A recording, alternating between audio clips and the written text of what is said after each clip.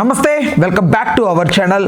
నా అన్వేషణ versus YouTubers, నా అన్వేషణ వర్సెస్ ఇన్ఫ్లుయెన్సర్స్, నా అన్వేషణ వర్సెస్ బెట్టింగ్ యాప్ ప్రమోటర్స్, నా అన్వేషణ వర్సెస్ టాలీవుడ్, నా అన్వేషణ వర్సెస్ రకరకాలుగా ఇన్ని వర్సెస్లో ఈరోజు నా అన్వేషణ కొత్త తరహా పందా వెతుక్కున్నాడు. అదేంటంటే రివ్యూవర్స్ మీద వీడియోలు పెట్టడం. మొట్టమొదటిసారి నా అన్వేషణ తన కెరియర్ మొత్తంలో, నాకు తెలిసి అతను 5 years అవుతోంది యూట్యూబ్ స్టార్ట్ చేసి, ఈ 5 years వ్యవధిలో ఒక్కసారి కూడా రివ్యూస్ గురించి కానీ సినిమాల గురించి అక్కడ ఇక్కడ ప్రస్తావించాడు, కానీ రివ్యూవర్స్ గురించి ఎక్కడా ఏ రోజు మాట్లాడలేదు. నిజమే, కానీ ఈరోజు ఒక వీడియో పెట్టడం జరిగింది.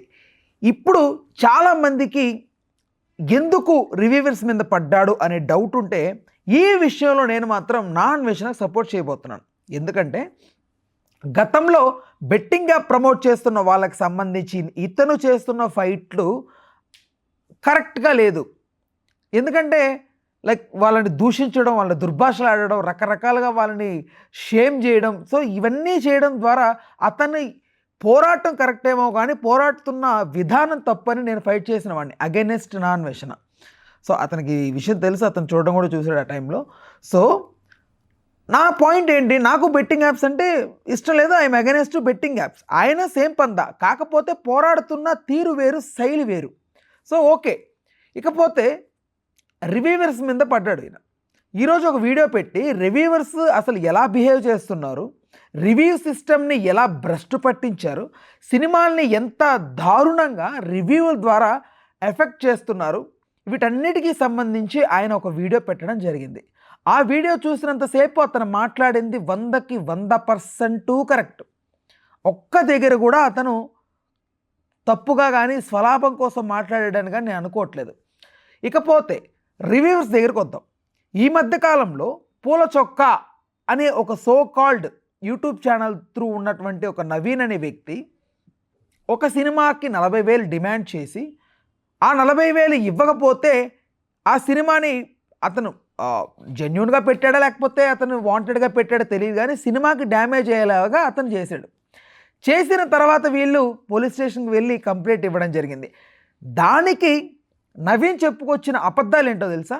పచ్చి పచ్చి అబద్ధాలు. నవీన్ షూట్ చేసే వీడియో ఇలా షూట్ చేస్తాడు. కెమెరాకి సపరేట్ టీం అంటూ ఏం లేదు, లైటింగ్ డిపార్ట్మెంట్ అంటూ ఏం లేదు, ఎడిటింగ్ అనేది కూడా ఏమి ఉండదు, అతనే చేసుకుంటాడు. తమ్నైల్ కూడా ఎవడో ఎస్సీఓ కూర్చొని లేకపోతే డిజైనర్ కూర్చొని చేసే తమ్నైల్ లాగా ఉండవు. ఆ తమ్నైల్స్ సింపుల్గా మొబైల్లో పెట్టుకునేలాగా ఉంటాయి. అతనేదో తన వెనకేదో పెద్ద బృందం ఉందని, ఒక రివ్యూ డిపార్ట్మెంటే ఉందని, వాళ్ళకి పే చేసుకోవడానికి 40,000 అడిగానని చెప్పాడు. అది అబద్ధం 100%.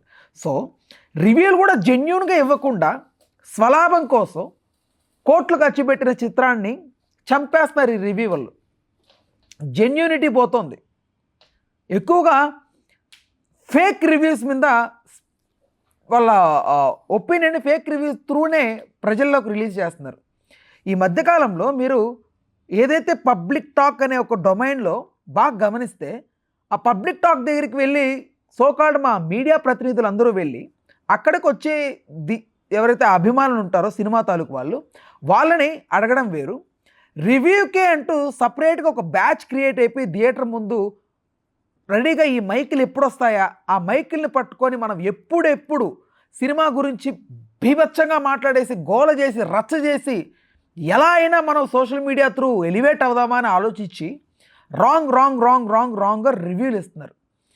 అసలు సినిమా చూస్తుండాడు, ఏదో ఒక ఆర్టికల్ చదివి సినిమా ఇలా ఉందంట, అలా ఉందంట, దుమ్ము రేపిందంట, చించిందంట, పొడిచిందంట అని ఎప్పటికిష్టం వచ్చినట్టు ఆడు మాట్లాడుకుంటున్నాడు. ఇలాంటి సిచ్యువేషన్స్ రేపటి రోజున సినిమా అనే ఒక పదమే ఉండేదేమో అనేంతలా ప్రభావితం చేస్తున్నాయి. ఈ రోజుల్లో artificial intelligence through videos generate అవుతున్నాయి, ఆడియోస్ జనరేట్ అవుతున్నాయి, విజువల్స్ జనరేట్ అవుతున్నాయి, గ్రాఫిక్ వర్క్ సింప్లిఫై అయిపోయింది. పెద్ద పెద్ద సినిమాలు అనుకున్న అవతార్ లాంటివే 2 years గ్యాప్లో వచ్చేసింది. ఇప్పుడు రాబోతుంది రేపు ఫైర్ విత్ యాష్ అంట. సో మరి ఇంతటి సిచ్యువేషన్కి వచ్చేసాం మనం. సో దీనికి సంబంధించిన అన్వేషణ చేస్తున్న ఫైట్ ఐఎమ్ సపోర్టింగ్ హిమ్ ఈ విషయంలో. అది కూడా ఎంతవరకు అంటే అతని పోరాట శైలి బాగున్నంత వరకే. పోరాడాలి, కలిసి పోరాడదాం, కానీ పోరాడుతున్న శైలి మారిన రోజున ఖచ్చితంగా నా నుంచి మీకు వ్యతిరేకత వస్తుందని అయితే నేను మనస్ఫూర్తిగా చెప్తున్నాను. ఇందులో నాకు ఆయన మీద ఎలాంటి పర్సనల్ గ్రడ్జ్ లేదు. కాకపోతే అతని పద్ధతి విధి విధానం అతనికి నాకు సెట్ కాదు. లైక్ ఓకే, బట్ ఆయన వే ఆయనది, ఆయన వేలో ఆయన నరుక్కుంటూ వస్తాడు, నా వేలో నేను నరుక్కుంటూ వస్తాను.